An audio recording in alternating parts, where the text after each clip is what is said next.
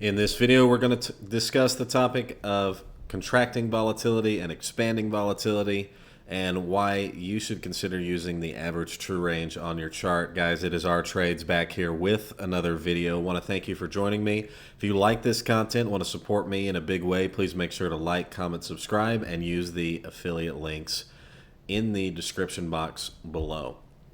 All right, guys, so the average true range is a tool that I like to use and that a lot of traders like to use. You can see it here on the bottom of the screen, and what it measures is it measures the average price for the last 14 periods. So for example, at the top of the screen here, I have it set for an hourly chart.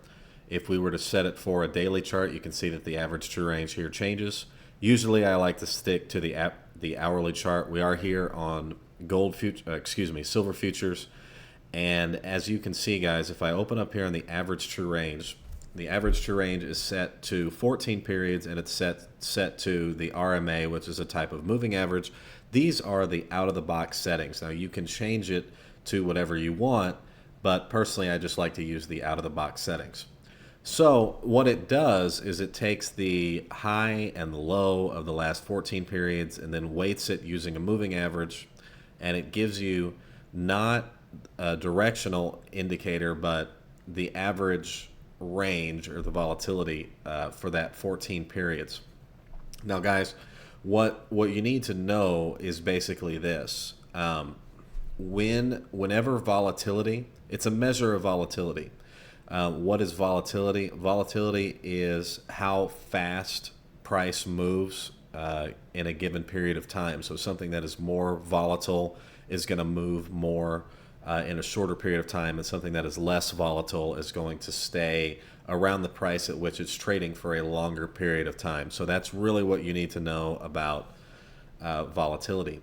Now, whenever volatility contracts, and as you can see here, what do I mean by volatility contracting?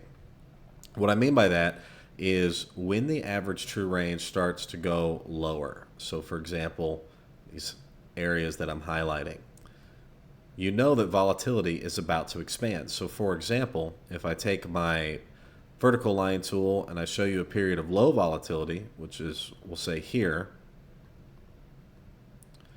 notice that immediately following that period of low volatility, we had an expansion in volatility. And that's basically how the markets work, guys. The markets are closed for most of the day, and then when the stock market opens in the pre-market, the futures start to move more. And so every single day, guys, as you can see with regularity, when the market is in a high period of volatility, it's going to go to a low period of volatility. In other words, the market's going to open, it's going to close. And when the market is in a low period of volatility, it's going to go back into a high period of volatility. And so that's basically how the market works. So when, for example, that you see the market has gone into an extended period of low volatility, you can expect that the market is about to make a large move, whatever market it is. Okay. So how do we use the average true range? Let's go something here simple like crude oil. So first off, the first thing that I want you to notice is that with crude oil, it regularly reaches. So let's use a horizontal line tool here and let's put it there.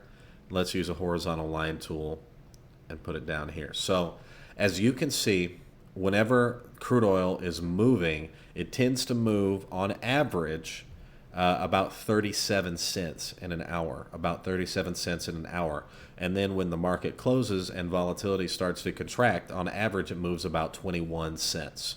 So the other thing that you'll notice with crude oil is notice that every time that it reaches a low period of volatility, it's going to pretty quickly come back to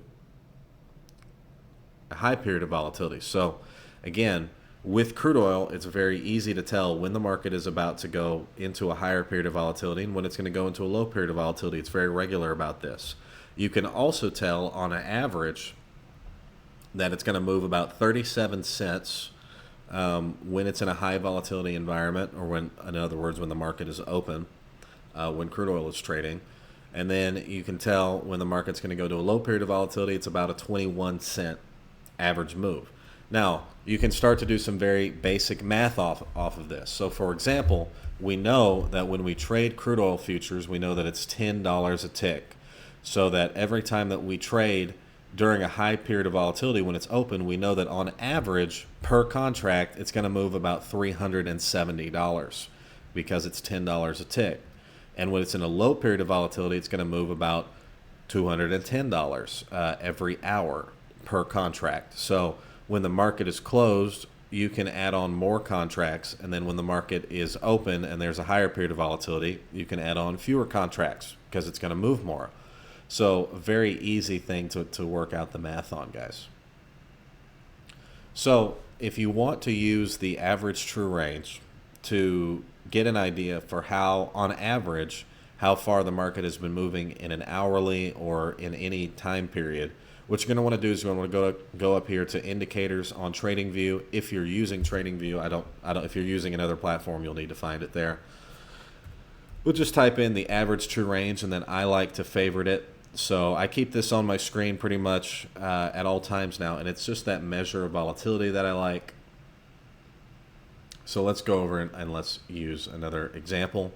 So here is the NASDAQ. Everybody likes watching the NASDAQ. And what we're going to do is we're going to use a horizontal line tool and show you on average when the NASDAQ is in a lower period of volatility and on average when the NASDAQ is in a higher period of volatility.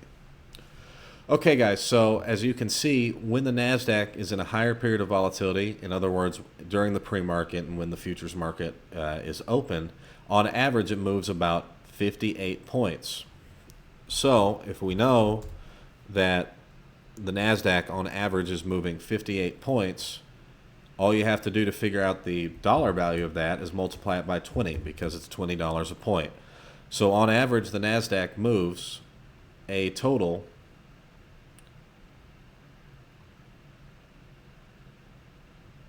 of $1,160. Okay, so when it's in a period of higher volatility, it's on average it's moving $1,160 per hour.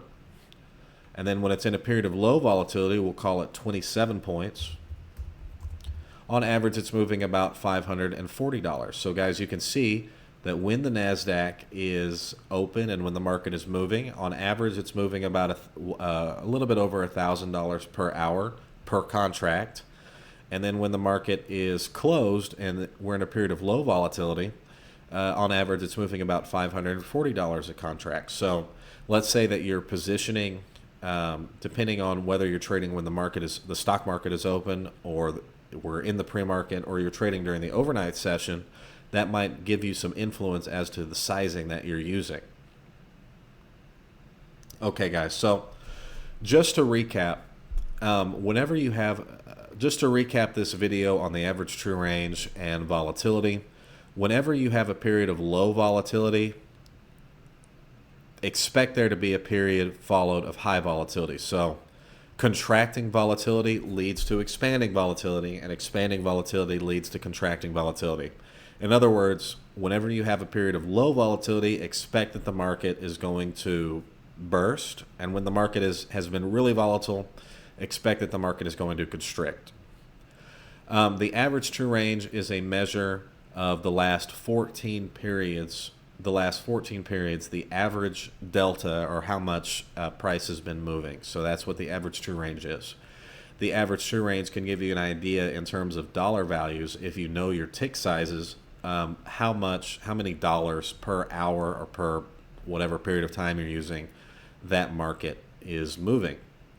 And then in order to add the average true range onto your chart, what you're going to do on TradingView is you're going to go up to indicators, you're going to click on average true range, and then if you want to change the out-of-the-box settings, which I don't, but if you want to change the out-of-the-box settings from 14 periods to another, maybe you want to change it to 10 periods or another set of time, all you have to do is double left click on the line itself, and then you can change the length, and you can also change the smoothing.